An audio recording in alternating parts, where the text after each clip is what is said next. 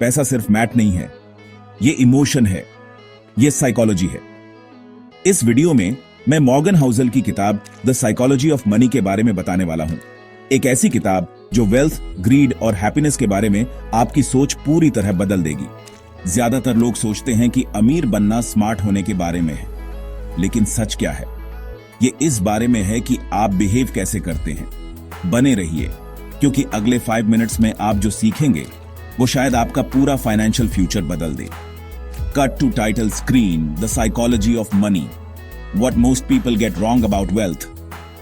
Morgan Housel का central message ये है, आप पैसे कैसे मैनेज करते हैं इसका ताल्लुक इस बात से कम है कि आप कितने स्मार्ट हैं और इस बात से ज्यादा कि आप बिहेव कैसे करते हैं। कभी किसी पीएचडी को कंगाल होते या स्कूल ड्रॉप आउट को मिलियनेयर बनते देखा है?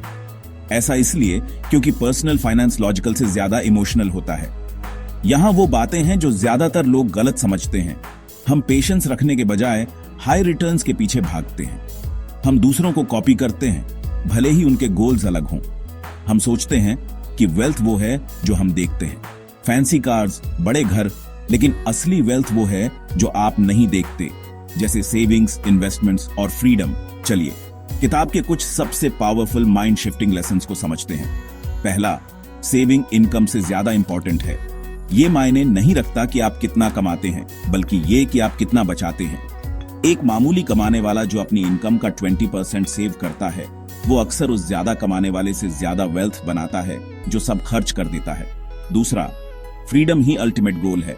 पैसे की सबसे बड़ी वैल्यू चीजें नहीं है, ये टाइम है, ये आपकी लाइफ पर कंट्रोल है। अगर आपके पास वो करने का टाइम है जो आप करना चाहते हैं, जिसके साथ करना चाहते हैं, तो आप पहले से ही अमीर हैं। तीसरा, लक और रिस्क को कभी अंडर एस्टिमेट मत करो। बिल गेट्स ब्रिलियंट थे, लेकिन लकी भी थे कि वो 1968 में उन गिने चुने हाई स्कूल्स में से एक में गए जहां कंप्यूटर था। हमेशा हम्बल रहो। अगर आप जीत रहे हैं तो ये मत समझो कि ये सिर्फ आपकी स्किल है। चौथा, वेल्थ चुपचाप बनता है।